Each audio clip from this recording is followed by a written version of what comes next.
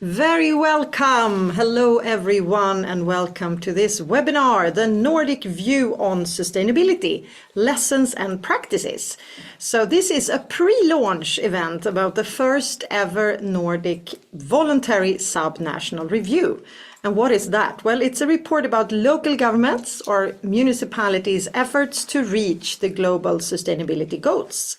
And why are we doing this? Well, we think the Nordic countries, we know the Nordic countries are at the top 10 of the global SDG index list, but we also have quite a few challenges here on the path towards a more inclusive and climate-friendly sustainable future. So today we'll discuss this coming review and the results of two surveys that we've made across the Nordic countries, and also what we can learn from them, and of course what others across the world can learn from Nordic experiences. And the main focus will be on the municipalities, the local level. My name is Åsa Ström-Hildestrand and I'm project manager for the Nordic VSR project, and I work at Nordregio. And the whole project is funded by the Nordic Council of Ministers. And in today's program, we have a number of guests that will help us and improve our VSR. First of all, we have a greeting from UCLG, the Multilateral Organization for Local Governments, and then we'll hear more about the results, the recommendations, and then of course we'll hear comments from civil society representatives and also municipalities from all the Nordic countries.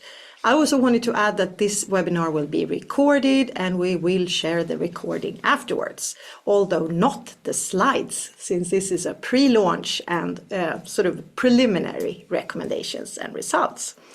Anyway, important note is also that we want to hear from you in the audience. We had over 230 signups today, which we think is great. And this is, of course, a way to try and reach out to you, our stakeholders in this project, to hear what you think. What are your thoughts on the Agenda 2030 implementation across the Nordics, and your experiences be super valuable as well. We'll run a few Zoom polls here in the Zoom program, and also, of course, we have a chat function. And my colleague Ana de Jesus is here with me today to monitor and moderate the chat. So throughout the program, just put your questions there. And now we'll start with the first Zoom poll, two easy questions that I think all of you can actually answer. Where are you coming from? Which country are you from? And which sector do you represent work-wise? Please give it a shot and just answer here on the screen. Let's see how many results we'll get. And to those of you who just joined the program, very welcome to this webinar where we'll talk about the first ever Nordic Voluntary Sub-National Review about SDG, Global Goals, Sustainability, Implementation in Nordic Municipalities. So, and I also have my colleague Louise with me here, so maybe now we'll see the first results here when she ends the poll. Let's end the poll, see what happens. Okay, we have a even break, I think, between, well, what do we say? It's really other in the top here, but also now Sweden and Norway. Well, it's a quite good distribution, a bit fewer from Denmark. Great. And when it comes to sectors, municipalities are in the top, which is of course very good because that's the focus of today's program. We also have quite a few academia and NGO, regional and state. Well, anyways, all of you most welcome. And that brings us over to our first speaker today. And that is Ana Calvete Moreno from UCLG, World Secretariat in Barcelona. You are one of those really behind the whole idea of making VSRs, or these voluntary subnational reviews. Why is that important? Why should we do this? And what's going to happen in the summer during the annual Sustainability Summit in New York, the high-level political forum? Anna, welcome to the program. Thank you, Åsa, and thank you to all of you for the invitation to be here today. It is really a pleasure to be here representing United Cities and local governments. For those of you who don't know, UCLG is the main network of local and regional governments in the world with hundreds of thousands of members. So we represent the interests of these local governments and their associations. And together with other cities and city networks like ICLE, C40, Mayor's Migration Council, it may ring a bell, we conform the Global Task Force of Local and Regional Governments, who, amongst others, is the interlocutor of local governments with the United Nations in terms of sustainable development and more. So let me tell you that this gathering today is very important to reflect on and celebrate also such a significant milestone in this collective journey towards achieving the SDGs. And this is in the Nordic countries, but also as part of a global community. And I want to emphasize the global significance of this meeting today. And I wanted to give you some ideas of what is happening. So the concept of SDG localization, for example, is gaining increasing recognition worldwide among member states and also within the United Nations itself. Last September, for example, the UN SDG Summit's political declaration actually highlighted the importance of localization, of sustainable urbanization, multi-level coordination. Also, the zero draft of the review of the UN ECOSOC and the high-level political forum where sustainable development is debated at the highest level, let's say, it encourages countries to include progress in local implementation in their voluntary national reviews. What does this mean? That they should recognize VLRs and VSRs.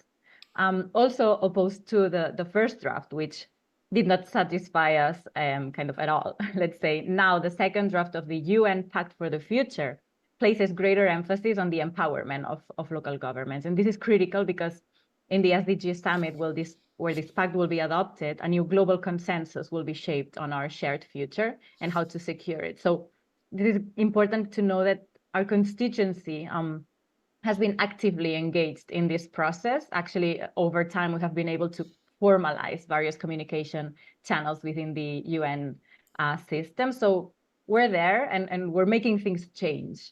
And all of this evolution is happening thanks to the dedication, the commitment, and the actions towards the SDGs from the institutions that are organizing this session today, those that are listening in, and your peers from around the world. And at UCIG, what we do is we encourage, and when we gather these practices and innovations, when we bring them to the international forums. And this means that the UN, the United Nations, the national governments, they are seeing you.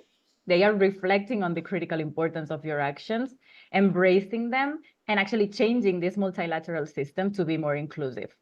And all of this happens while and because we are making sure that these actions have an impact on the ground, on the populations that we serve, all in all. So I cannot but commend all associations and partners involved in the Nordic VSR and commend all local efforts around the world for sustainable development, because your efforts, from aligning plans and strategies to creating new indicators, producing VLRs and VSRs, working on the different SDGs in different ways, all of this has been instrumental in driving transformation.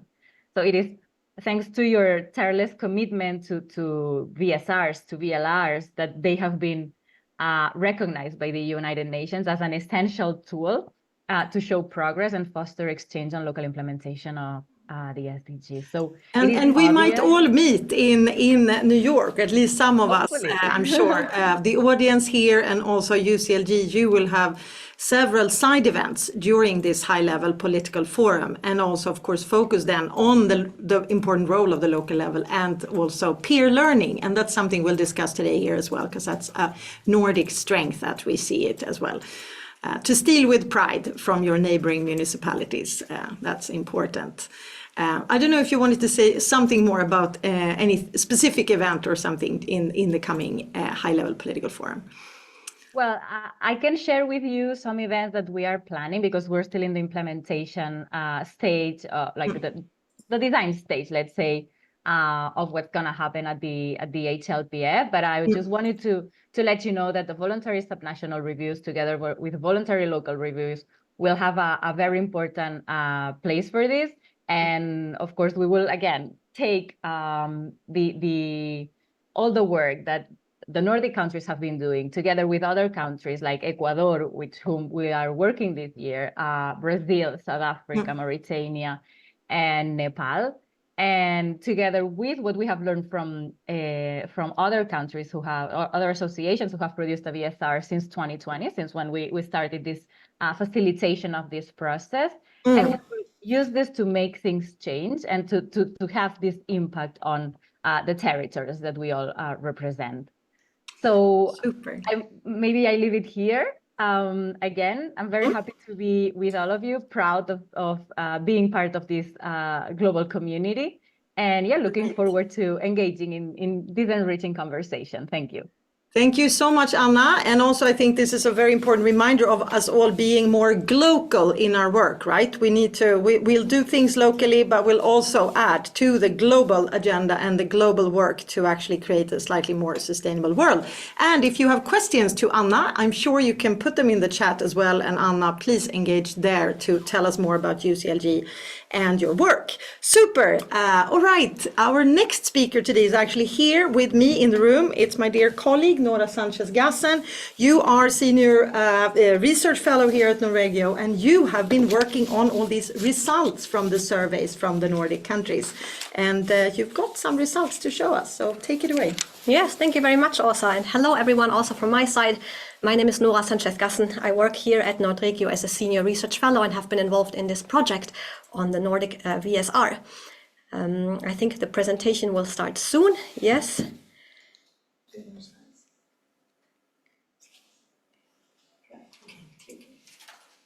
Now we can see it. Yes, as Åsa mentioned, as Anna already mentioned, we are proud to share with you today some of the first results, some of the first key findings that come from our Nordic Voluntary Sub-National Review, the first ever for this region. We have done this work together with what we call an editorial group, the associations of local and regional governments from the Nordic countries. And there on the left-hand side, you can see the partners that have been involved in our project. It is KOS in Norway, Kuntaliitto in Finland, Samband in Iceland, SKR in Sweden, and KL in Denmark. And Ålands Kommunsförbund has also been part of the project. So together with all of our partners, we have tried to make this VSR happen, are still in the process, but quite far advanced. And it's my pleasure to present to you some of the first findings here today. As also mentioned, all of this has been financed by the Nordic Council of Ministers as part of the Nordic cooperation. You may know the concept of a voluntary subnational review. It's a type of publication that has already been published by a few local and regional government associations around the world, for example, from our partner Norway, to document the local progress in the work with the SDGs in each country. But as far as we know, this is the first attempt ever that has been made to do a VSR not just for a particular country, but for a group of countries, for a part of the world, a world region. And we are proud of this effort, and we hope it will be useful also at a global stage. Why do a VSR for the Nordic region, you might ask? Well, we think there's a lot of very good reasons for that. The Nordic countries are quite similar. They are similar in the way that economies, societies, labor markets function. They're all strong welfare societies with a comparatively large role for local governance. We also have a strong tradition of working together in the Nordic countries, learning from each other through the Nordic cooperation. And last but not least, we know that all the Nordic countries have a strong history of working on sustainability issues. Also, as also mentioned, when it comes to the SDGs, we know that the Nordic countries regularly end up on sort of top ranks in global SDG rankings. What we put here for you on this slide is just one example. It's not the most recent one, but one of the most recent examples of an SDG ranking where 4 of the 5 Nordic countries ended up in top positions. We know, for example, that Norway has moved down a little bit in a more recent report, but it's sort of a consistent finding that the Nordic countries tend to do quite well in those rankings. So we thought it would be useful to see, what do our municipalities actually do? What do they have in common in their work? What kind of differences do we see? Are there any shared learnings, shared experiences that we can perhaps pass on to other municipalities around the world? Then on the other hand, not everything, of course, is rosy here in the Nordic region. We know that there's a lot of areas where we have challenges, a lot of areas where we need to make more progress and become better. If you look at these kind of rankings, you always see that there are areas where we have challenges. For example, when it comes to responsible production and consumption, when it comes to climate action, there's different areas where we really have to do more. And we also see that there's different areas where progress is perhaps stagnating or even declining. So a lot of work remains to be done. And part of our ambition with this VSR VSR report was also to highlight some of those challenges and perhaps start a discussion what we can do better. Why the local level? Anna has already talked a lot about it. We agree fully with what Anna said. We think by now there's hopefully a broad consensus also internationally that the local level is very important in achieving the SDGs. We put here for you just one quote from the OECD, which estimates that 65% of the global goals and the targets of the global goals will not be achieved without proper involvement of the local level. The local level, that is where work happens that matters to citizens, that matters to local businesses. So here is really work that matters to people's lives and matters to reach sustainability goals. So we think it's very important to focus on this dimension. A bit of background for you today. We have this webinar here today with the big goal of sharing, as we said, some of the first results, some of our first findings with you. We want to share what we think can be key messages from us to the world, what can be key recommendations. But this is all work in progress. So we would really like to hear what you think. Do you feel well represented? Do you think we need to add anything, rephrase anything, correct anything? Any kind of input you want to give us is very useful. We will hear from speakers and panelists during the webinar, but all of you who sit at home or at work in front of your screens, please feel free to share and comment and discuss in the chat. Everything you will have to add will be very useful for us. And then we hope to finalize all of this and present it, as said, at the high-level political forum in July. And we hope it will be useful for many other municipalities around the world, and for us, of course. Just a few words on how we did this VSR. To give you a bit of background, we had 3 principal sources of information to put the report together. First, very importantly, as has been mentioned, we conducted a survey in the Nordic countries. We developed a joint survey that was sent to all municipalities in Finland, Sweden, Norway, and Iceland, where we asked about the work with the SDGs, experiences, challenges, success factors. In Denmark did not participate in this joint survey, since Denmark, QL, is running their own surveys that deal with the SDGs, so there was no need for a separate one. But we've taken the most recent results from the most recent Danish survey, and we add them to our report to also have those municipalities covered.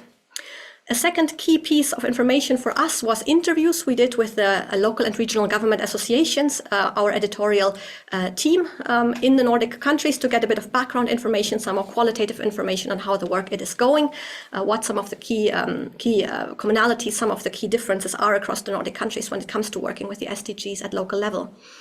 And then thirdly, very important, we think, for you, we are putting together a Nordic toolbox. That's our third piece of information.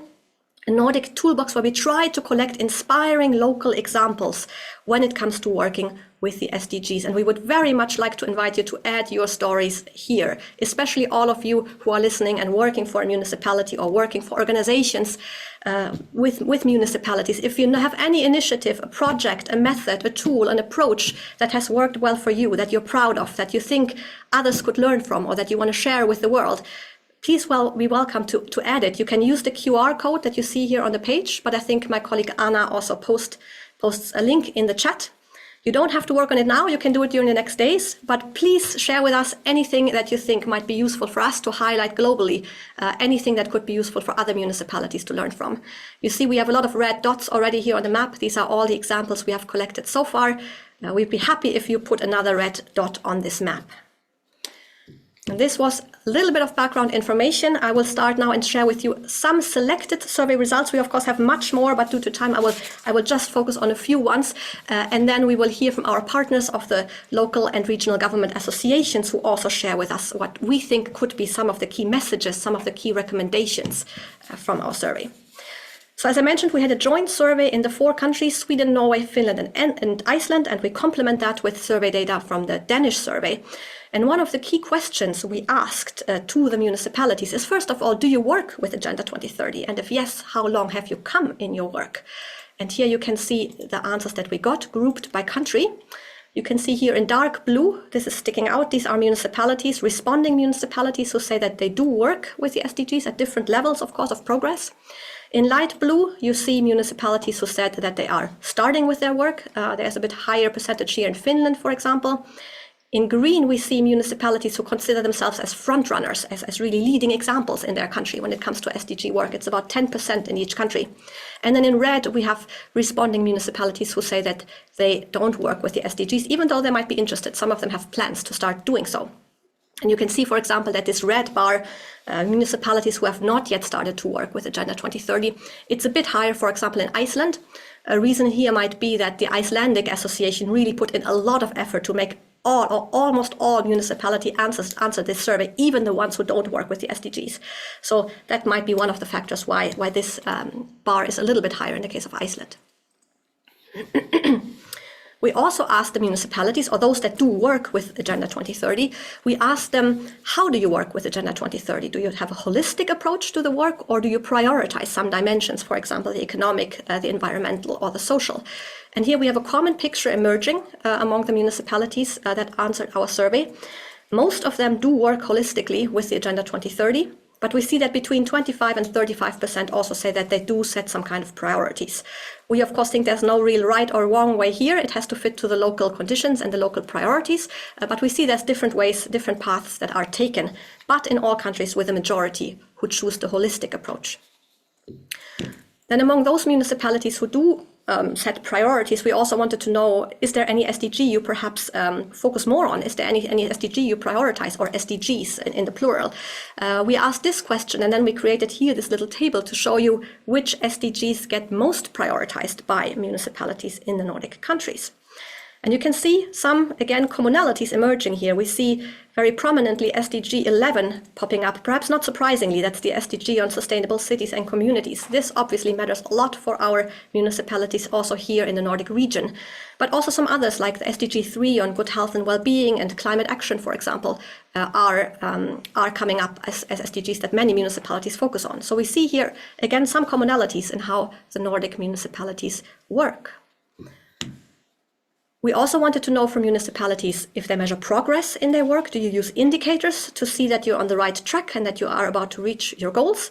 And we see here a bit of a mixed picture in the Nordic region. In Sweden, for example, a big majority of municipalities do say that they measure progress. Here it may help that we have the so-called Collada database in Sweden, which offers localized indicators on the SDGs to municipalities. So it's at least a starting point. In Iceland, for example, we see a broad majority who say they don't yet measure progress. Here, a reason might be that many Icelandic municipalities are a bit in a different stage in their work. Many say that they're just starting to work with the SDGs. So maybe some have not come as far, but we think this picture may also be changing as we move along. One question we also asked the municipalities, very importantly, is which barriers they currently experience in their work with the SDGs. So what is difficult at the moment? Is there a barrier that makes it harder for them to work with the SDGs and the global goals? We gave the municipalities different factors to choose from. We also allowed them to rank these as more or less important. But if we look across municipalities and across the Nordic countries, there's some key factors that come up again and again. And among the most mentioned key barriers at the moment, we see it's a lack of capacity that municipalities report on, so capacity in terms of time, staff, funding. We see that many say there's a lack of political prioritization. So this is something they would need more focus on the SDGs, more support from perhaps the local leadership. Many municipalities also say more support from the state is required, state agencies, and I think especially in the Icelandic case, several municipalities asked for more methods and tools on how to work with the SDGs. And at least with this last part, we hope that we can help with our Nordic toolbox of good examples.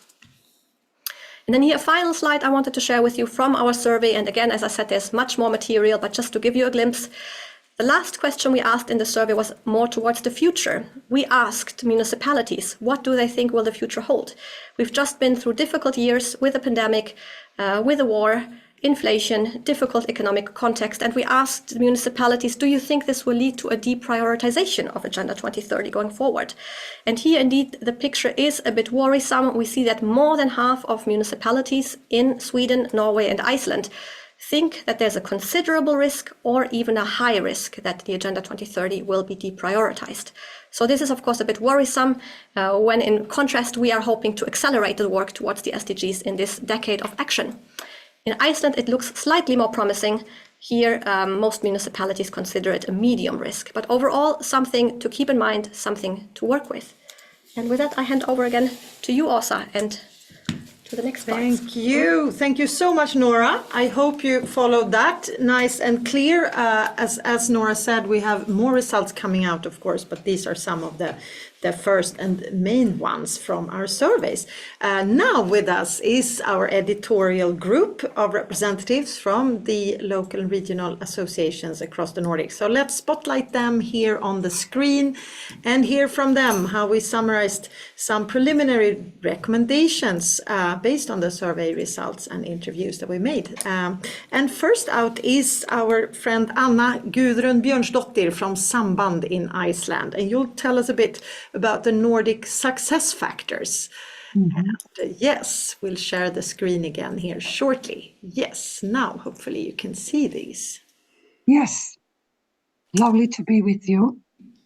Well, we believe that it is a fact that local governments in the Nordic countries, they enjoy a high degree of self-autonomy and freedom to take up tasks for the benefit of the local community. And we believe that these characteristics of the Nordic local governance model is a very important factor and has been a driving force for the SDG work in Nordic municipalities. It is also a fact that the municipalities were an early adopters of sustainability work. Many of them took part in Agenda 21, the predecessor of SDG, and that has, we believe, also played a role. But also political ambition and ambition to be at the forefront and healthy competition between municipalities. We also believe that that has been a driving force. And also the fact that the Nordic governments have a broad portfolio of service obligation to their inhabitants. They are more or less responsible for the inhabitants' daily basic needs for public services, both in terms of welfare and technical services. So they have good overview and are in a good position to work holistically with SDG and to prioritize. Then there is this collaborative culture we have in the Nordic countries. Generally speaking, we have, I think, more trust between governmental levels and between governments and the inhabitants than many other countries. We are also less formal and hierarchical structures, and we believe that this has also played a role.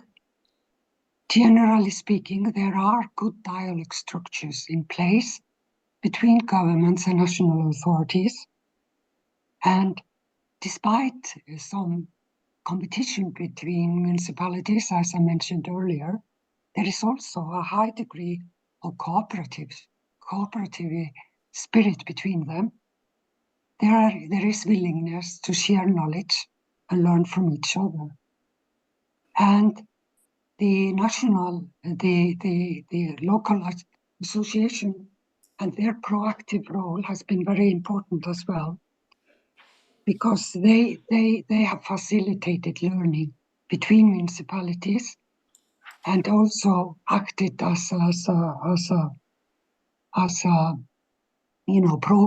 promoting the dialogue with the state and getting support from the state. And the collaborative spirit has also been beneficial in the relations with the general public, with the public civic society organizations and companies. But it's also, of course, also the proximity of the municipalities, that they are so close to their inhabitants and to local stakeholders, that has been very important. And finally, the use of steering tools has also been important, in particular indicators in Sweden, Norway, and Finland to monitor progress. As I am from Iceland, I would like to stress that we saw it in the survey that a lot of the Icelandic municipalities that are working on the SDGs, they're asking for common indicators. We don't have that yet in Iceland. And finally, the VSR and VLR have been very important. Thank you.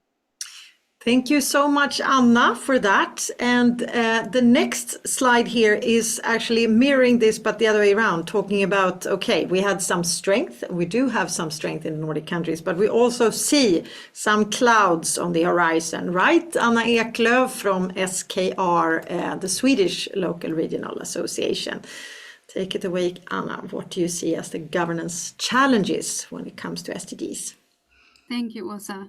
Yes, we do have this also in the report, and it's a summary of what we see in the surveys that we send out to all the municipalities in the Nordic countries, but also in the chapter where we analyze the institutional framework or the policy in the national governments and how they help us to work with the Agenda 2030 more holistically.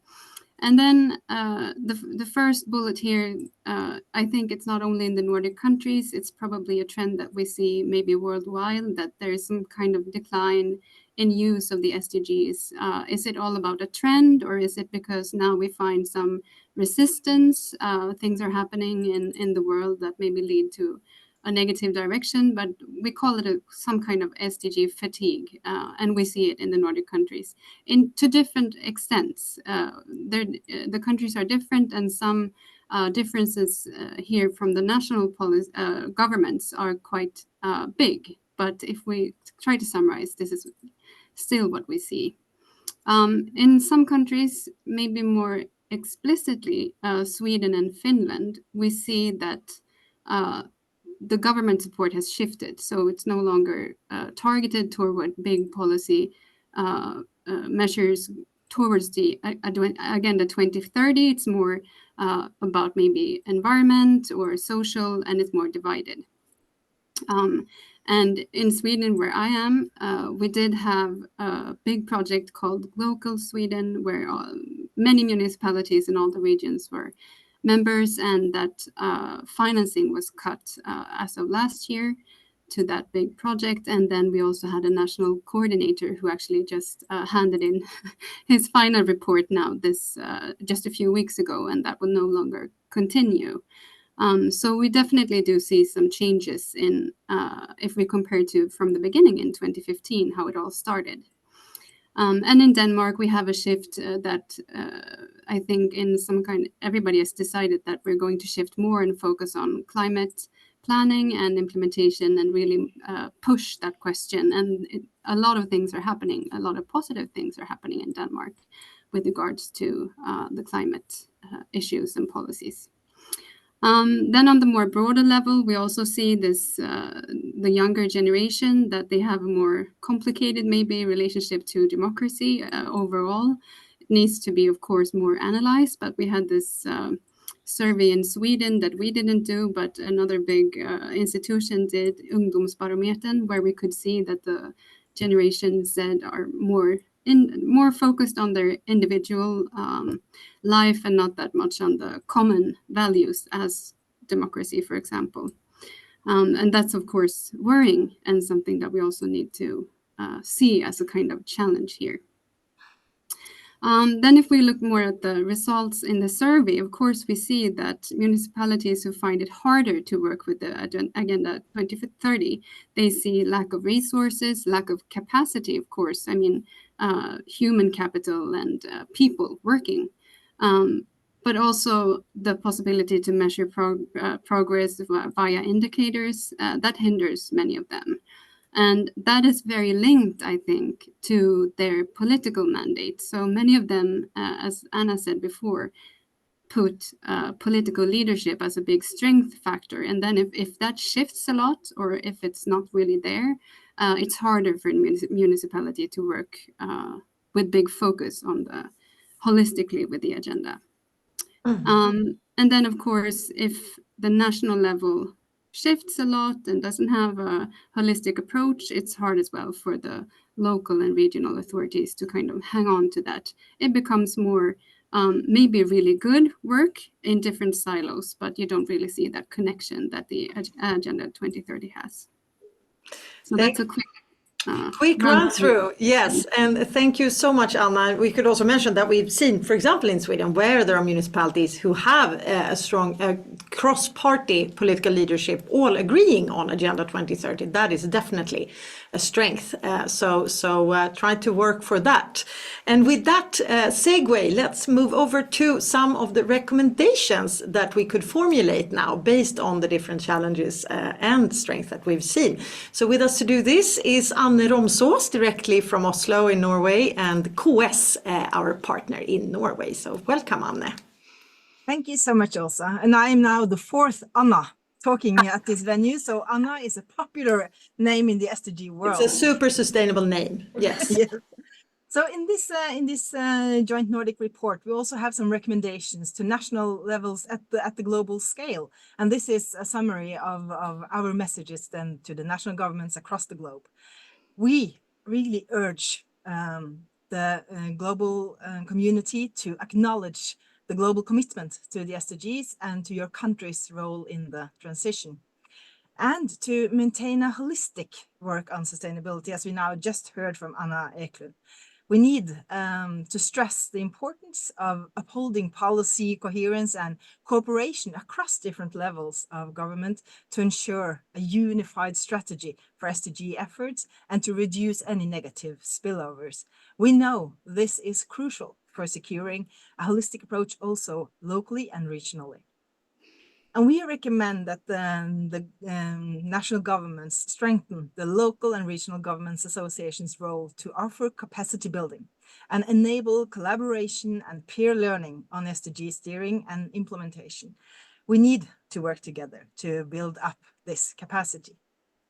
And we also urge you to consult with the local and regional governments associations on relevant policy issues and local needs, and to continue to strengthen the multi-level governance on SDG topics. We urge the national governments to continue effective national programs supporting municipalities' SDG work, encourage municipalities to recognize the relevance and benefits of working with the SDGs and integrate them in local climate action plans for just transition. And we also recommend to the national governments to support the development of local level indicators, data collection and reporting. We need more knowledge on how far we have come in our SDG efforts, and also about the challenges that are remaining. We recommend to include innovation and SDG targets in public procurement legislation, utilize procurement as a force for sustainability, encourage suppliers to enhance their products and services. We know that this tool of purchase is a very strong engine for transformation. And finally, we recommend to support collaboration and participation in international networks, including the global production of VNRs and VSRs, as we are discussing here today. Thank you so much, Anne. Very concise and a few quite useful messages. So I hope we have a few people here from the state level who listen and who might also very please comment in the chat. What do you think? Thank you again. And let's now, last but not least, move over to Helsinki and Finland, and Evelina Kiema-Majanen at the Kuntaliitto, the Association of Local Governments in Finland. Evelina, welcome. Thank you so much, Åsa, and thank you, colleagues, for representing the work that we've been doing together. This is the collaboration that we've been actually talking about here. But I'd like to tell you about the recommendations that we formulated for the local and regional levels. And the first thing is use your local and regional associations. Use their resources. They are there for you. Then you should really set the local goals and ensure that local politicians and staff see the relevance of this work. Otherwise, we don't get results. We don't get motivated people doing SDG work. You should also integrate the SDGs in climate action and in action plans. as these two are very closely connected anyway, and you can't have SDGs without climate action, obviously. So you should really strive for cross-party consensus as well. So have the political will there, have the long-standing over the election period sort of motivation to work on SDGs. Then peer learning. This is something I know a lot about. We have Sanna-Mari soon talking from Tampere about the six-city collaboration in Finland, but also in other Nordic countries. There are beautiful examples about how you should compete and collaborate with your neighbors and also with any municipalities and cities. Then smart steering tools and indicators are very a must if you want to steer your work and manage your cities and municipalities with knowledge for budgeting and monitoring as well. You should really have a person or even a team, if it's possible, to work with SDGs. And you should coordinate across silos. Then utilizing PPP and public procurement is one of the greatest ways to actually have this cross-cutting, cross-sectional effects and work on SDGs in practice. And also you should involve local businesses in this. Engage your youth. This is very, very important. The youth are the future. We are building one for them. They are building one for their youth in the future. So you should never forget to engage them. And one more thing, you should do Nordic collaboration. I think this Nordic VSR is a great example of this, but you should really think across borders. We have the same problems, we have the same challenges. So we should really, really work together on SDGs and dare to act global. Thank you. Thank you so much, Evelina. And by the way, it's actually really fun to collaborate as well and see, find these solutions together. So it's super fun. Thank you so much. And with that, we'll just stop. This is a final slide here. We'll share this in the chat as well. This is just from our previous reports and webinars that we've done on Agenda 2030 at the local level. Now, dear audience, time for 2 more Zoom polls before we have our first commentators joining the program. So now we want to hear from you. What do you see? How do you see the interest in SDGs in your municipality or organization? Is it going up, down, or is it neutral, similar? If you look back like 2 years in the past, how do you see? What's the trend? And also, question number 2, what do you see as the main benefits of using the SDGs in your sustainability work at the local level? And there are a few options there as well that you can fill out. We'll just give you a few more seconds to fill out the questions here and see. And great that you're engaging. And this, of course, will help us. This is an additional way for us to get insights on your work across the Nordics and beyond. How do we work with the SDGs? Okay, maybe we end the poll there. And look at the first question here. What do we see as the main, if you go back, Louise, so I say that. Right, okay, it's the same level. Some say it's gone down, but most actually see that it's same or actually going up. So that's interesting to hear and positive. We were a bit afraid that we'd see a larger decline when asking you this question. And here it's also interesting, right? Holistic approach, we talked about that, and I think that also is usually stated as one of the major benefits of SDG work. You makes everyone understand how things are interconnected when we work with sustainability. And then, of course, the common language, and also when we communicate sustainability work, it can be really useful to talk about the sustainable goals and also engage citizens and other members of your organizations, for example. Super interesting. Thank you so much. And that last question was a perfect segue over to our first commentators, which come from our Nordic Civil Society Network and also from our Youth Sustainability Network. So very welcome, Silje Brekkebakken, and you sit in Norway at the Norwegian Youth Council, and also Ingrid Solstrand from Bærekraftige Liv, Sustainable Living Norway, and you're part of the Nordic Civil Society Network. So yes, please take it away. How would you like to comment on what you've heard today, and how do you see your role as civil society and youth representatives in the work with the Sustainable Development Goals? I don't know if you want to start, Silje.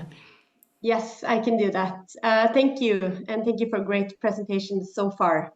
So I want to start by commenting on a few different things.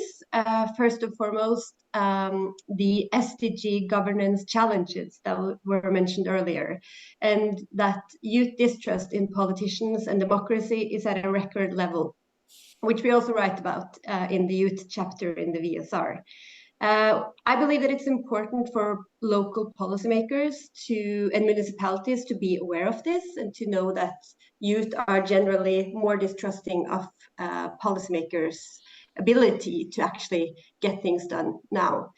And I think it's important to know that a consequence of involving youth in local SDG work, apart from the most obvious, which is that youth are useful contributors, is that their trust towards politicians and political institutions actually increase when they get to participate. I think that democratic legitimacy starts at the local level, which is often children and youth's first introduction to democracy and to participation. So if they see that their ideas and their participation is sought after and respected by policymakers, not necessarily that policymakers have to agree with everything they say, but that they are met and respected in their opinions, this gives them a reason to, I think, trust and believe in democracy and continue participating in the future. So we're really happy that one of the recommendations of the report is to engage youth councils and schools in the local SDG work. Yeah, so I think I'll leave it there right now, and then if I have time, I'll comment a bit more.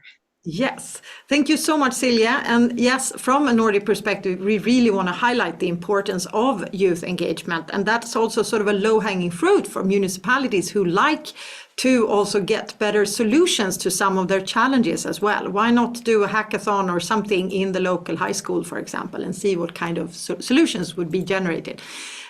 Yes, over to you, Ingrid. You work at the very local level and really engaging people in sustainable living quite concretely. So tell us a bit, how do you see your work, and also in relation to the recommendations you heard today, of course?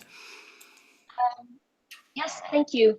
I have to say, I really agree with what Silje said about involving people and also allowing them to see results rather than just provide an opinion, to actually see concrete results in their own environment. And that's how we work. We engage people through positive examples of what you can do in your own community if you collaborate, if you come together, and we create local solutions to global problems. Because when you are at the grassroots level, like we are, you can actually find solutions. You can make a positive impact in your environment. It's more concrete. It's easier to start an initiative. So just as an example, we have a web application where you can borrow things for free. We call it a things of library, a library for things. So anything that you need but you don't need to own, you can borrow in your own community. And I also wanted to add that most people, they are not very concerned or informed about agendas or goals. But what we see when we ask people what they want to improve in their community, we can easily connect their wants and needs to the agenda. So I do believe that people want to contribute and they are concerned about our future, but they are not necessarily waking up in the morning thinking, well, how should I contribute to the agenda? But the engagement is definitely there.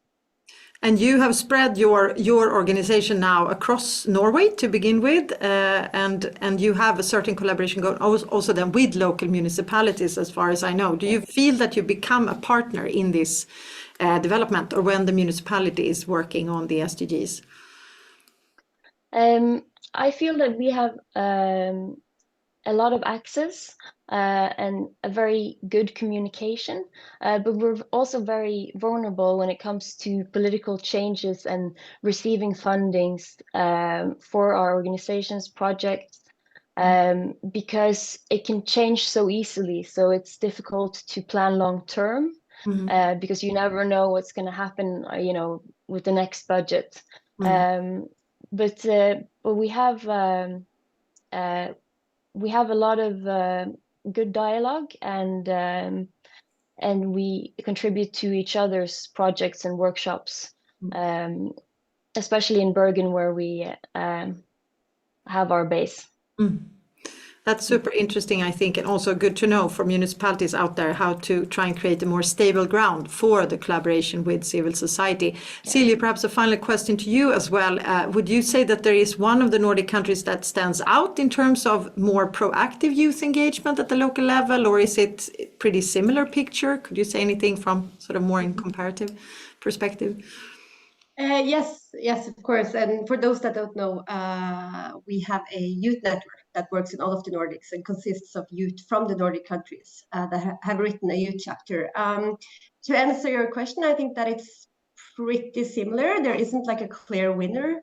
I think that the Nordic countries probably can learn from each other. Like Norway and Finland are really good at having both local and regional youth councils, whereas Sweden, for instance, are better in other areas, and Denmark as well. So I think that's a good thing about this VSR, is that we get to read best practices from all of the countries and learn from each other.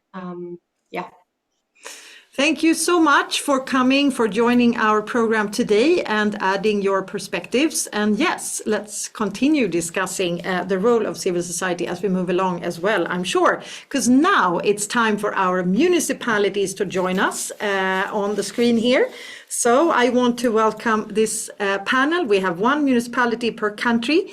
It's a mix of big and small, urban and rural, but all of you work holistically with the Sustainable Development Goals, and you've integrated them into your municipal strategies, some of you into your budgets, etc. And you've done quite a lot of work for quite some time. So that's why we invited you today, of course, to hear what do you think, how would you comment on the material that we presented today. But I thought maybe first a quick round. Yes, I should also say we have Sigurjón Andrésson, mayor of the municipality of Hornafjörður in Iceland. We have Sanna-Mari Huikuri from Tampere, Finland. We have Frida Jonsson from Tierp here in Sweden. We have Ingvild Gundersen Little from Kristiansand in Norway, and Line Vind from Gladsaxe in Denmark. So I thought just start with a quick round. If you could comment, as we just asked in the Zoom poll, what would you see as the main benefits of working with the SDGs? And do you see also a trend in one direction or another in terms of the interest in SDGs in your municipality? Who wants to start? Maybe Sigurjón wants to start. Yes, I can start. Hello, everybody. It's good to be here with you. As I am the mayor of Hornafjörður, we are a small municipality in the southeast of Iceland. We are small in terms of inhabitants, but we are the fourth largest here in Iceland. We are number 22 if we talk about the size in terms of population, but we are the fourth largest one, with over half of our municipality being a glacier. So I thought we are implementing a strategy here in Hornafjörður, Mm. and we are working on implementing the SDGs. But I thought it was interesting to hear from Anna Eklöf earlier. She talked about some fatigue, implementation fatigue or something. And I can relate to that. This is a challenge, but in my opinion, there is a certain backlash in the support for the implementation. It's probably related to the situation in the world today, which is a huge concern. And we need to remember this is not a sprint, this is a marathon. So, but we are working hard on the implementation and there are a lot of side projects or goals or opportunities that arise when you start the implementation. So it's, yeah. That is super interesting, and we're going to come back to that as well to see if you wanted to share some specific examples as well. Maybe let's move to Tampere. You have some really fantastic spring flowers in the background there, and Tampere is inland Finland, but by the lakes and rivers. So, Sanna-Marie, please, what do you see? How do you see the trend about the SDGs in Tampere and the benefits? Well, I think. Yeah, I think the first try that we did with the SDGs was quite soon after they were released, so in 2016 and 17. At the time, I think our aim was somehow to lure our maybe politicians and the top management more to the sustainability talk through SDGs, like just besides being talking about ecological sustainability. So we targeted, our approach was more targeted. We raised the employment and the innovation and that kind of ideas that this is also sustainability. But I think the time wasn't really ready for SDGs on the local level at the time. And then after the New York's and Helsinki's example on the voluntary local reviews, I think that was the second wave. And now I think we're looking SDGs more holistically, and it's really not just ecologic, and this is a way SDGs give possibility to talk systemic, talk about trade-offs and synergies, and that's really important, and really to understand the overall sustainability. So I think SDGs is a very nice framework, and this common language, like it was on the poll as well. So I think those are now the approaches in the cities, at least in big Finnish cities. Yeah. All right. Thank you so much. What about you, Ingvild, in Kristiansand? You also have a holistic approach. I know that, but how has things evolved, or how do you see the benefits? Yes, thank you. I think one of the main benefits of working with the SDGs is you mentioned we have a shared language across sectors. So even though the attention within the municipality may vary, we have the business sector and the civil sector having the SDGs high on their agenda and putting pressure on us. So that can be helpful in times where you have a political shift or whatever. So we try to use that to our benefit. But I can say that we had an election this fall, and the new city council has decided they're going to revise the municipal plan, but they will continue to using the SDGs as a framework for the new municipal plan. So that's really promising, I think. Thank you. Very good. That makes me hopeful. And Line Vind, you've been a frontrunner, Glad Saxe, with you at the helm here in the SDG work, have been a frontrunner in Denmark for quite some time now, and revised your strategy, also still integrating the SDGs. So what is your view? How do you see the benefits and the interest? Well, we have been working with the voluntary local reviews every year over the last couple of years, and last year also published one. And right now I'm actually also writing one again. And I think the main benefit, of course, is first of all that we can be able to contribute to the most important agenda for the future generations, no matter what the world looks like today, as was also pointed out earlier. we have many current crises, but we don't. That doesn't mean that the climate crisis and the social crisis doesn't arrive sooner or later.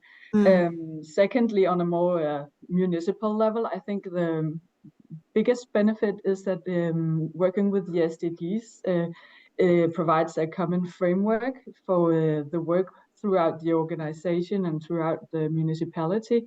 The point about the businesses now being very much interested in monitoring their sustainable impact due to the new legislation from the EU is maybe something that can make us step up, because I don't know if we can call it fatigue. I think it's the world has run into severe problems that we hadn't foreseen. So I don't think it's a sign of fatigue, actually. I think it's just, a new context that we have to work in. And I think it must also be very important for the United Nations to address that issue, and how can we still remain working on the agenda despite the current situation in the world. I think that's super important words there from Glad Saxen Linevind.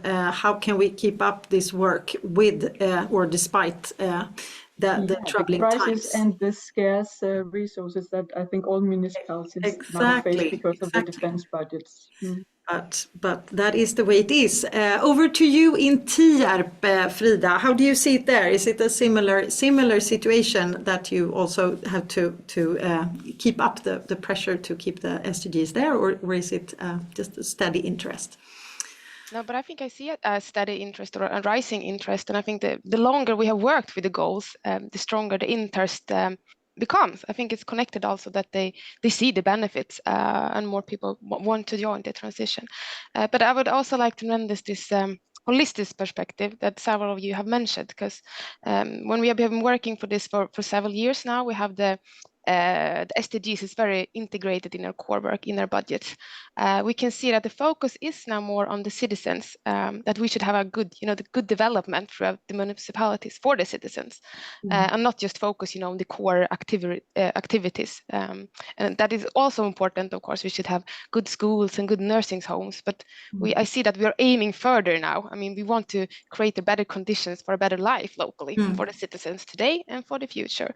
And I also see more and more that the citizens also requires it. I mean, they expect us to work with handling climate change. They expect us to work with, reducing crime or help people find a job. They expect us to work with all the SDGs. And we have many challenges, but I think sustainability is the only way. And the SDGs has made it easier for us to prioritize also what's important, what shall we focus on the coming year. And my picture is that people want to be part of it, they want to contribute, and especially the young people, but also staff and also other citizens. They want to be part of this positive, transition. But because a lot of things, it's negative maybe in the national level or global, but in local level, I see that there are so many good things, happening every day, and it's very nice to see.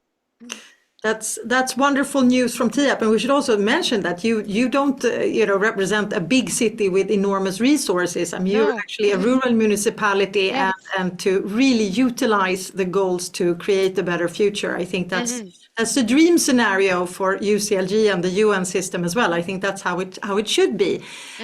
So great to hear, and anyone who's interested can of course learn more from all of you here. But maybe for the second round, let's build on what you just said, Frida, and maybe move over to Iceland again and say what, in terms of the recommendations and what others across the world could learn from the Nordics, what would you say, Sigurjón, would be interesting to share from your horizon, for example? What could others learn? What have you learned so far?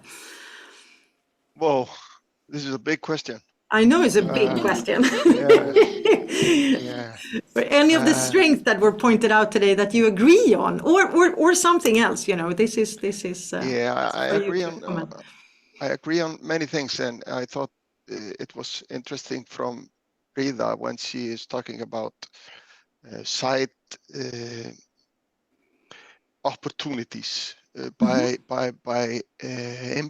implementing the strategy, because the process gives us also a huge opportunity in terms of the culture and in terms of being a role model, not only for the municipality but also for the economic and the companies who work here.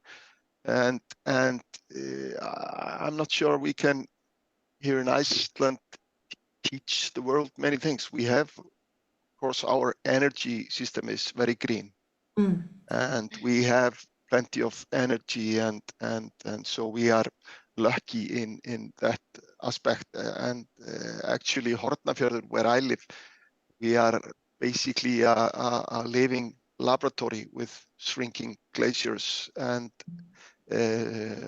sort of. So it's easy to get people engaged. Yes, they understand what's happening. Because we have the climate change in front of our eyes every day. But also we are there are new challenges that arise when the land rises and the glaciers are disappearing. Then the marshes dry and the instability of the slopes cause the risk of landslides and so on and so forth. So this is a pretty complicated situation here. We hear a lot from Iceland these days, and the volcanic activity has even increased. So that must be something. But I think you're onto something here when it comes to working with companies. Maybe that's also what you're doing in Tampere. Has it been a good way for you to form partnerships and also work with sustainable procurement? Is that something you would sign off to as a learning, or is it something else? What would you say Tampere would teach the world? Well, I have to say that so far with the SDGs, we've been mainly working like internally within the city organization, and that's also like because I come from the strategy department, and one thing that I would like to raise up or highlight is that yes, sustainability, it's not only ecological, but it's not only something else, it's strategic. So really for the municipality, it's very strategic thing and strategic thinking. And that's where we've been doing the most of the development work so far. So we've tried to, like many of you, to integrate this thinking, SDGs and sustainability thinking into our strategy. I have to share, by the way, the link and so on. But really, that's something that we've been developing a lot. And to outside, like we haven't really talked lots about SDGs like to our stakeholders, our residents so far, because we actually have a pretty good strategy, and that's like localized language about the sustainability, because the SDGs and sustainability is within the strategy. So we talk more about like our own language, but the SDGs are there, and then whenever we need to report or tell what we're doing, we can translate it back to the SDG language. So that is something that we're doing, but mainly we've been developing the strategic management here, like from the sustainability perspective. And how we have done that, that's together with other partners. Like Evelina already mentioned, we have a wonderful network of six largest cities in Finland. All these 6 cities struggle with same issues. We want to get this into the strategy and like work with that. And so we have been developing things together a lot, developed tools and so on. And one thing actually I'd like to challenge, you had on the slides that stealing with pride. I would say copy with pride, enrich and give it back. And that's what we've been doing. So really share openly what you are doing and enrich it together and then share. And that's what we want to do. And luckily we have Kuntaliitto as our partner to then share it also with other municipalities in Finland. And not only we've been working like nationally, we also reach out to international partners. So we have a very nice partnership with some UN organizations. And then also from our city of Tampere has also reached out to its twin cities, sister cities. So actually one of them we've been working very closely, and that twin city is actually in Africa, in Tanzania, the city of Mwanza, and we help them to start their SDG localization work with the help of UN Habitat, with the help of our Ministry of Environment and other partners, and that's also helps us to understand that it's not just local, it's global, and we have to like understand where we are. So these kind of things have been going around. Super cool, I think, to hear from Tampere. So we can be more local, but also this not just steal with pride, but copy and refine together. Let's hear from Norway. I know you have a strong Bärkraft network as well for this peer learning. Is this something you would sign off to as well? Would you do this in Kristiansand to learn from others and also share your learnings? Oh yes, definitely. I'm the single or the only of the almost 10,000 employees in Kristiansand with a dedicated responsibility for coordinating the implementation of the SDGs. And I wouldn't have been able to do anything without others. And where I found the most valuable support in my work is the Norwegian National Sustainability Network that Kristiansand, together with a few other impatient, brave municipalities, together with the COES, established in 2020. And with that network, I have the opportunity to steal and copy, but I also have access to an extended community of colleagues. And that's invaluable, I think, and that's been a true benefit to Kristiansand as well. And it's encouraged us to also within our own organization. I've established a cross-sectoral team where I meet with colleagues from other departments every month, and we share status, challenges, experiences, and just having that, knowing that you get to meet the whole, or representatives of the whole organization each month is I would advise, if you have the possibility, establish such a group. It's really good. But I also wanted to comment on the finding. I fully recognize the key findings and support the recommendations. And I've also been the one crying for more support from the state level, more tools. But I'm actually starting to, I still cry out for that. But I would like to focus also on the positive sides of the more organic bottom-up approach that we've had to implementation of the SDGs in Norway, at least, because I'm starting to think that if we'd had the full recipe, the kit with the guidelines and the indicators ready to go from 9 years ago in 2015, we would have missed out on a lot of valuable conversations within our own organizations and across nationally, internationally. And I personally, I would have missed out on excessive training on my soft skills, such as communication, negotiation, persuasion, creativity, persistence. So I think that because we didn't have that kit ready to go, we've been forced to have conversations repeatedly on the why. Why is this relevant to Kristiansand, to Norway, and how is the best way forward? And that means that we've managed to engage people and their feelings as well. Because I think if you just had the indicators set and said implement this, that's a spreadsheet, and you don't get that dedication that you need. Municipalities are made up of people. So yes, we can rely on artificial intelligence and all sorts of tools, but you need to engage people, and I think you need people to do that. So us here, I think we are the main tool or the main asset in taking this forward. We need to keep that conversation going, and we don't have to sit back and wait until the state level delivers on the tool set, the indicator set, because we can do so much just by having these conversations repeatedly. Yeah. And that is perhaps also a very important lesson for those countries where there is, for many political reasons, of course, and also other reasons, less support from state level. That doesn't mean that you can't do anything about this. It is also has to happen bottom up. And we already heard this from you, Frida, from the TR Horizon, that you have a lot of engagement around the SDG work to just improve life quality. I know that you even participated in a research project to develop a life quality index as another way to sort of measure progress and look at where you were. I don't know if you wanted to comment on that, or if you had something else that you wanted to comment on. I see time is running now. I can comment on it. Yeah, we were part of this project because we were working a lot with indicators, a lot to monitor development, and they were giving us new indicators or new tools, and also how to analyze this all the indicators, because we have Collada in Sweden, so we have a lot of statistics, and which shall we use, and what are they really saying? And they helped us a lot with that. And in the beginning, we had a lot of indicators, and now we have scaled them down. So now we just have a few that we think are more, say more about the quality of life and also about sustainability in our municipalities. So it was a really good project where we can discuss with statistics, which I haven't done before, really.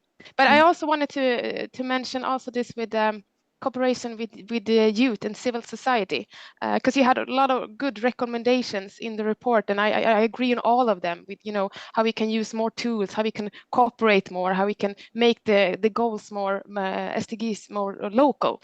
But I also want to highlight to engage youth and civil society, because that is something that we've been really prioritizing in TIERP, and we have a long history of doing citizens dialogues, and now we have a strong cooperation with the schools. They have special meetings with young people when we're doing different kind of dialogues, and we also developed what we call an application for young people, or we call it our digital youth panel, where we can also involve young people in our ordinary work. So, for example, when I was revising our climate program recently, we sent out a question to young people and asked their opinion about the municipality's climate work, really.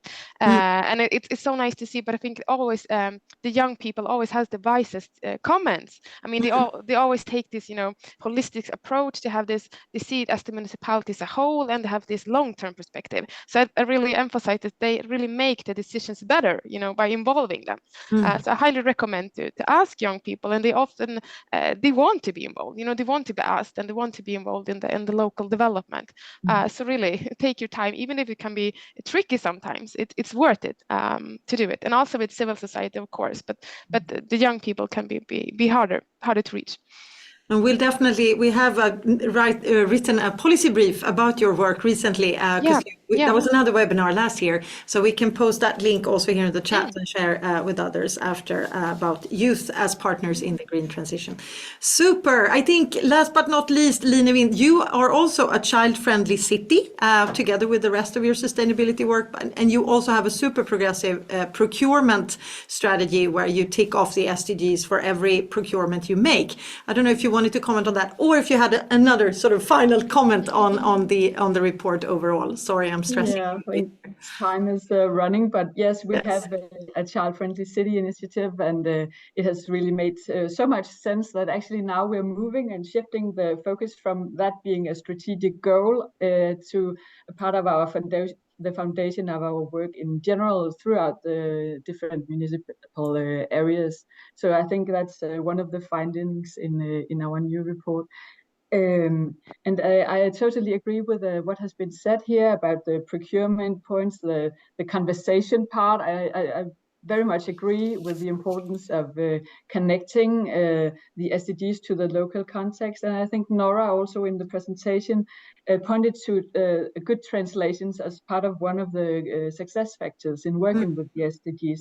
That leads to what I think your report might contribute better to the current situation. If you could maybe put some more points about the deprioritization that we see these years, and the ways we can come past that problem. Because I think what we have had success with is that integrating the SDGs and the sustainability agenda into the core functions of the municipality is very, very important, because it doesn't work as an extra strategy. You have to take it into the different wicked problems that you're at hand. So I think it's a big and important step forward to be able to make that that transition also. Yes, it's the integration. It's the key. Thank you so much for contributing today, and thanks for giving us hope and inspiration that there can be a better future out there, despite clouds in the sky right now in many places more than others. Very, very interesting to hear, and I hope you in the audience also enjoyed to hear now directly from our Nordic municipalities. Now, a little poll again, a Zoom poll related to some of these questions. So now we want to hear, how do you learn new skills or methods when it comes to SDGs? And what kind of national support would you like to see from your viewpoint, whether you're in a municipality or in an organization? Please respond to this. And while you do that, I'll invite my dear colleague Nora to come up here again on stage or by my table. And we also have Anna ready with chat questions. So we'll have a chance to respond to them, and we will also have our friends in our editorial group with us on screen here to be able to answer some questions as well. So let's see, but now let's see, we still have responses coming in. So when it comes to how do you learn? Yes, it looks like peer learning networks, yeah, they remain at the top. But research studies, Nora, isn't that a fantastic plus for us here at Nordregio, which is actually a Nordic Research Institute? I don't even think I said that in the beginning, on regional and local development. But online education also very popular. Internal trainings not so much, perhaps because you have to run them yourselves, probably, if you are the SDG focal points. All right, but peer learning definitely winning here. So I think that's a strong advice also for the rest of the world to pick up on. Online education, yeah. But anyways, peer learning and research studies definitely at the top, with online education very close behind. And then when we look at support from national level, political prioritization is at the very top, definitely. But also national networks and peer learning, to have that organized also from or supported by national level, would be appreciated. And then as number 3, pretty even, we could see green investment programs or social innovation programs where you could innovate with some state support. Thank you so much again for responding to these polls. Super interesting. All right, we have our friends from the municipal or local and regional associations with us again. So Anna G from Iceland, we have Anna E. Eklöf from Stockholm and SKR. We have Anne from KS in Oslo and Evelina from Kuntaliitto in Finland. And now over to Anna. Anna with one N, who has been moderating the chat. Do we have any questions? So first, thank you so much for engagement in the chat, and you were a wonderful audience with a lot of comments. And I have to say, we don't have a lot of questions, but really several reflections that I wanted to highlight. For instance, concerning not only dare to act local, but also collaborate cross-sectorally. And also linked with our previous poll related with how the prioritization of the SDGs is a huge risk at the national level, but also gives the local level the chance to show its power when the national level and the political part stumbles a little bit.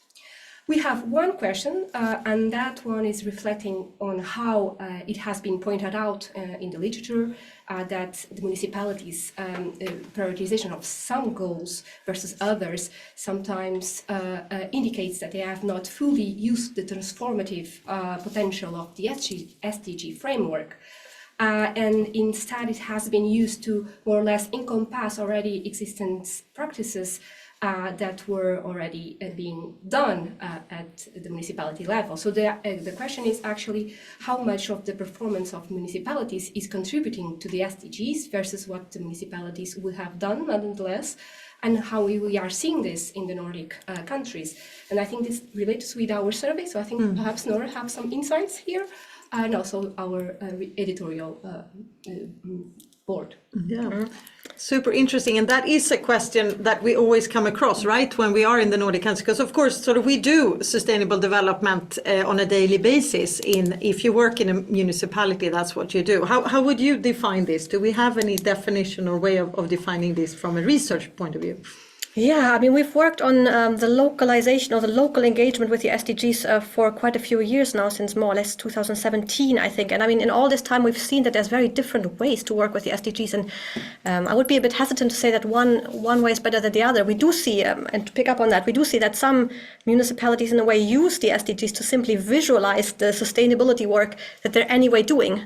And one could perhaps criticize that, but I see perhaps there's even a benefit in that, to show this is what we're already doing. This is how we're contributing, because all of the municipalities are contributing to the SDGs. Of course, we think it's even better if the SDGs can give you some new insights perhaps and help you set some new priorities, see where you perhaps can do better or can do something more for the benefit of your citizen. That's of course even a step further, which perhaps might be even better. When it comes to this whole idea, should you work holistically, should you prioritize? Again, I would be a bit hesitant to say one is necessarily better than the other. Of course, a holistic view is good in the sense that it can give us the full picture, as we've also discussed here. You can see how everything is connected, how one work in one area affects the other and all of this. So there's a lot of benefits, but I have also in the last years seen quite interesting examples where, for example, a city in Greenland used the SDGs to develop a new part of the city, a new neighborhood. So it was a very concrete building project, city development project. And for that, they again worked with specific SDGs in that specific project. And I think that was also very inspirational work, even though it was not holistic in the sense that we think about it. But I think that's maybe a beauty of the SDGs, that you can use it in different ways, in different settings. And perhaps there's not one approach that fits everywhere. But I think maybe it's good to have a certain liberty to also use the SDGs and make the best out of it in your particular context. But I think that you've also thought about this, or I know that you've been considering this a lot. I don't know, Anne, from your end, I think you've worked a lot on these issues in your Bärkraft network in Norway as well. Is it even necessary to define what's regular work and how is it amplified or improved by using the SDGs? Well, that's the interesting thing about the municipal sector. You don't find one way of doing it. You find a magnitude of ways of doing it. And we could maybe say that in the beginning of the work with the SDGs, you could see some cherry picking, where you would pick the SDGs where you already performed well. But I must say now, the maturity in the SDG work in the municipal sector is at a totally different level. And I see the way that they localize the SDG and how they use it to really transform their services is at a way different level than at the beginning. So this research that is being referred to, I think we have to really include also a perspective of development and maturity from 2015 and to the way we are working with it today. Yes, Anna G. in Iceland, you also work a lot now to get sort of all the municipalities on board with the SDGs, but many of them already, of course, work on sustainability issues. How have you? Yeah, I just wanted to say that besides, of course, the SDG work has, we meant an improvement and that they are doing more in terms of sustainability. It has also been a boost for their strategic management. I mean, the municipalities that are really working on integrating the SDGs into their, their activities. It has been a boost for it has meant that they have gone through their strategies, and so it has meant an improvement in their strategic management. And maybe also a way to prioritize or understand which are the main challenges, etc. Where are we most unsustainable? What do we have to focus on? That's what we hear a lot as well. You can use the goals to analyze the things that you already do and understand how to improve. Perhaps. In my mind, the SDG work it's a very good tool for strategic management. Yeah. Anna E., you're nodding as well. In Sweden, you also work a lot with SDGs and governance, so it's also very related. Yeah, and I was thinking about, as Anna from Iceland said, I don't think it has to be a contradiction if you work holistically or if you prioritize some goals. I think the difference is if you have, if you're aware of why you are prioritizing some of the goals, and you always have to start with some kind of impact analysis, and that impact analysis can be very complex, and it can be divided into different sectors of the municipalities. But in some way, you have to see what are our how are we what is our impact, social and environmental, and when you do that, you can also make the difference between your internal sustainability impacts and the external ones. Because I saw that Andreas Stangenes had this comment now about consumption maybe in the population, and I would say that that is in the external sustainability work. But many municipalities, when the 2030 agenda was new, did not make this difference between internal work and external work, and then maybe they had political goals that were for the external, but they only worked with the internal and vice versa. So I think now it's a much more mature landscape where you actually see that we make an analysis and we see that our impact is this, and maybe in the next step we prioritize some goals because we know that that is where we have the biggest risks or the largest negative impact. So I think it's much more defined now, and it's much more elaborated. So. Thanks, Anna, and of course over to Finland as well. Evelina, what's your view on this?